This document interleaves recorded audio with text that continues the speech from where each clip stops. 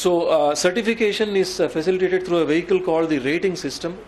To get a little in detail here, with the permission of the audience, the rating system is basically a structure with which we can give a benchmark for how do you measure what is green. There are many concepts which go into a building, or many different professions, many different fields of expertise which go into a building. In all those parameters, a building has to be green. It is not just about energy efficiency or water efficiency. Although those are very vital, it has to go beyond that and cover various aspects. So all of those are tried to be addressed in what we call the rating system, which is broadly divided into 5 modules. So the rating system also, we have 5 or 6 different rating systems to suit different building types. Although all buildings are essentially the same, there may be a slight variation in emphasis as to what is more important for each type of building. So we have the green homes rating system for the residential sector, and we have a green factories rating system and green SEZs, which is in a pilot stage, just coming up. And of course, we have the Lead India NC and CS, which are mainly meant for office and commercial buildings. And other programs which are on the pipeline are, we have a rating system coming up for green schools, green townships, where we already have one project in the pilot stage, green landscape, which is an emerging one, and green rating system for existing buildings, because there's a major stock of existing buildings which have been built, let us say, in the last 50-60 years, which are consuming a lot of energy and so many other ways they are not environmentally friendly. How do you address that? So as we see here, as we try to project, this is not something new. If you take buildings in India which have been, let us say, a century or two older than today, all of them are green buildings, we can say, because they used local materials, they used natural ways of designing and construction, right from the planning stage to the way you have the openings, etc., etc. So they took advantage of natural ventilation and lighting, etc. So what we are trying to do is that we are trying to address that same concern in a contemporary environment. So if you see, there are 5 elements of nature which have been recognized in our scriptures, we can say, like Prithvi, Jal, Agni, Vayu and Akash. So more or less these 5 elements are what constitute our buildings as well. So all these 5 elements are attempted to be addressed in our rating programs. So we have a module called sustainable sites in each rating system.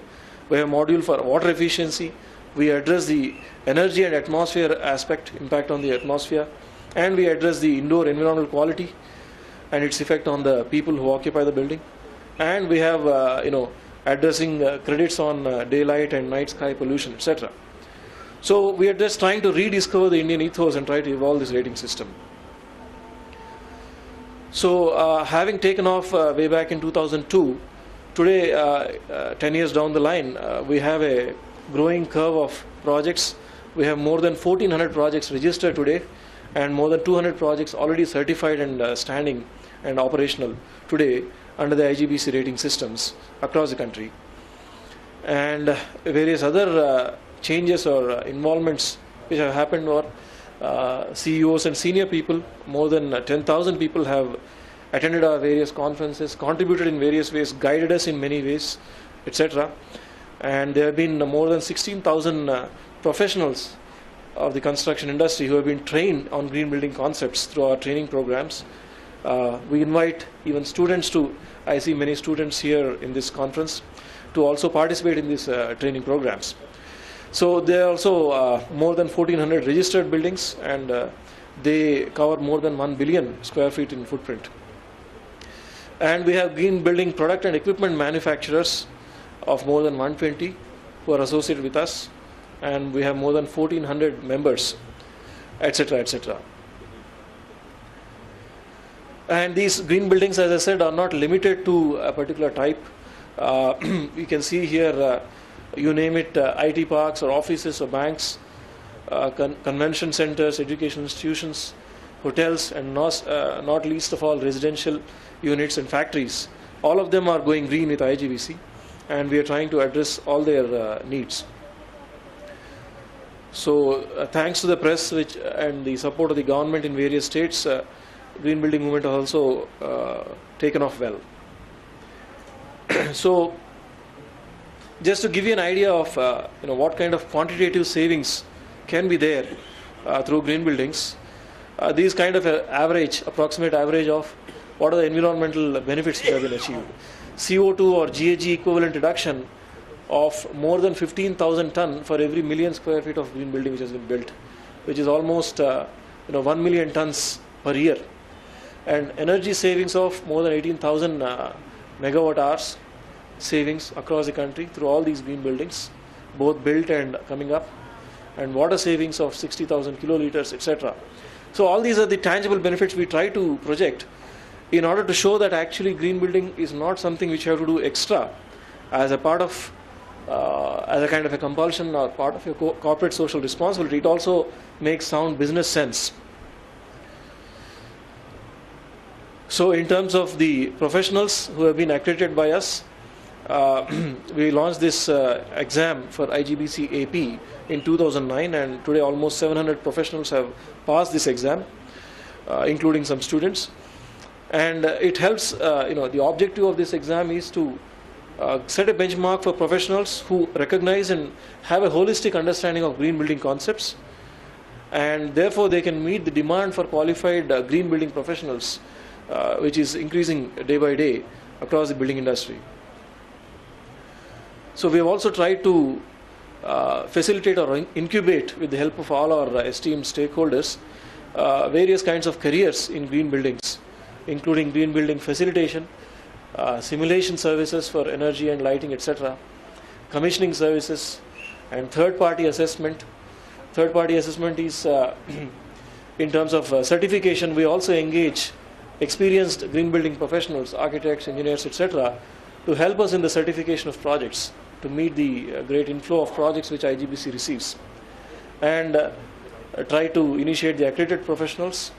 And also, more relevant for this conference, we also try to facilitate innovation in green building technologies through our liaising with various industries, through the exhibitions which we conduct, through the Green Building Congress, etc., etc.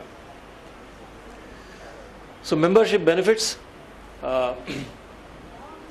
We invite all the industry members to become members of IGBC and take leadership of the movement in various parts of the country and locally lead the green building movement. You get unique reach and access to resources, and it's a great platform for networking. It's also an opportunity for advocacy of green buildings, of course. And you get to participate in the local chapter activities and interact with your local construction leaders. And you also get to enjoy special discounts for IGBC events, etc. So we also had the privilege and honor of a lot of help from the government of India also.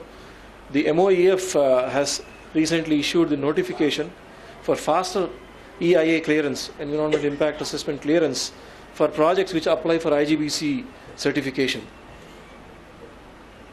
And the government of Maharashtra is working actively with us to incorporate as part of the bylaws, as many of our eminent members here would say, as part of the bylaws of Maharashtra, government of Maharashtra, for the building sector, many green measures.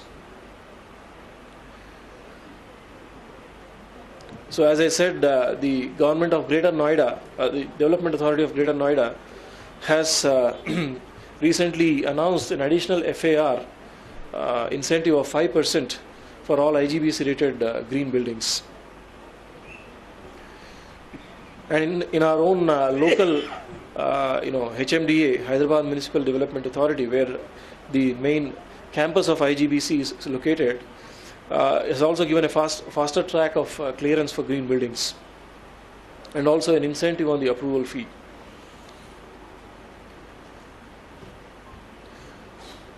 So here we find that, as we were just giving the statistics, initially we found 7 years ago, there was 10 years ago almost, there was an incremental cost of 18% when the green building campus of CII itself was constructed.